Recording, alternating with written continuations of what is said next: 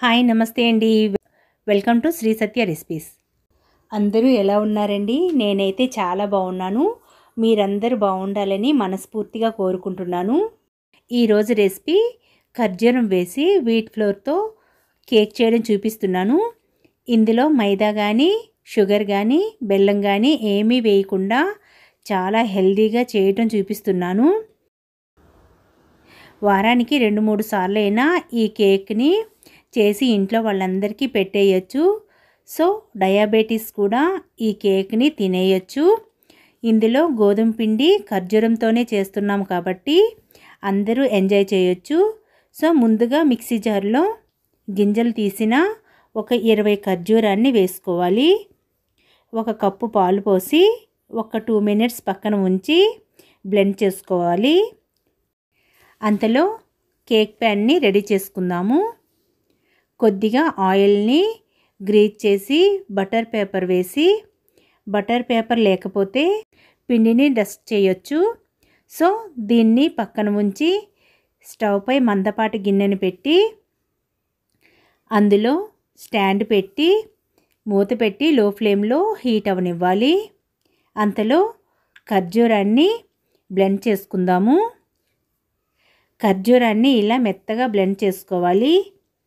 దీన్ని మిక్సింగ్ బౌల్లో వేసి 1/2 కప్పు రిఫైండ్ ఆయిల్ వేసుకోవాలి. 1 టేబుల్ స్పూన్ వెనిల్లా ఎసెన్స్ వేసుకోవాలి. జాలీలో 1½ కప్పు గోధుమ పిండిని వేసుకోవాలి. 1 టీ స్పూన్ బేకింగ్ పౌడర్ని వేసుకోవాలి. 1/2 టీ స్పూన్ బేకింగ్ సోడాని వేసి జల్లించుకోవాలి. ఒకే డైరెక్షన్లో కలుపుకోవాలి. 1 కప్పు పాలు వేసాం కాబట్టి ఇంకొక 1/2 కప్పు పాలు కొద్దిగా వేసుకుంటూ కలుపుకోవాలి. అంటే 1½ కప్పు గోధుమ పిండికి 1½ కప్పు పాలు వేసుకోవాలి. ఇలా పిండిని కలిపిన తర్వాత ఇందులో సగం పిండిని వేరే బౌల్లో వేసి ఈ సగం పిండిలో 1/2 కప్పు కోకో పౌడర్ని వేసి కలుపుకోవాలి. ఇలా కలిపిన తర్వాత కేక్ ప్యాన్లో కొద్దిగా కోకో బ్యాటర్ని వేసి మళ్ళీ కొద్దిగా నార్మల్ బ్యాటర్ని వేసుకోవాలి. ఇలానే మిగిలిన బ్యాటర్ని అంతా కూడా వేసుకోవాలి. ఇలా అంతా వేసి 2 టైమ్స్ ట్యాప్ చేయాలి. టూత్పిక్తో మనకి నచ్చిన విధంగా మార్క్ చేసుకోవాలి. సో పైన 1/2 కప్పు కట్ చేసిన డ్రై ఫ్రూట్స్ని వేసుకోవాలి. ఇంట్లో ఏ డ్రై ఫ్రూట్స్ ఉంటే అవి వేసుకోండి. నేను బాదం, పిస్తా, జీడిపప్పుని కలిపి 1/2 కప్పు వేస్తున్నాను.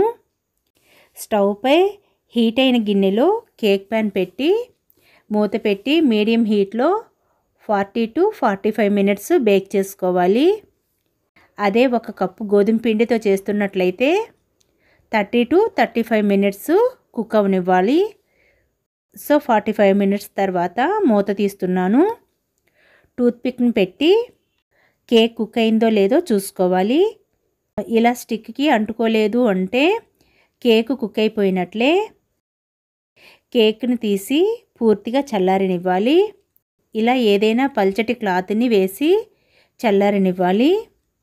కేక్ చల్లారిన తర్వాత నైఫ్తో కేక్ని చుట్టూరు లూజ్ చేసి డీమోల్డ్ చేసుకోవాలి. సో బటర్ పేపర్ని తీసేసి కట్ చేసుకోవాలి. ఇంతేనండి, స్పాంజీ లాంటి హెల్తీగా ఖర్జూరం వీట్ ఫ్లోర్ కేక్ రెడీ. ఇంతేనండి, ఇలా చాలా సింపుల్గా బిగినర్స్ కూడా ఈ కేక్ని చేసేయచ్చు. సో ఇలా హెల్తీ కేక్ని పిల్లలకి వారానికి 2 సార్లైనా చేసి పెట్టేయచ్చు.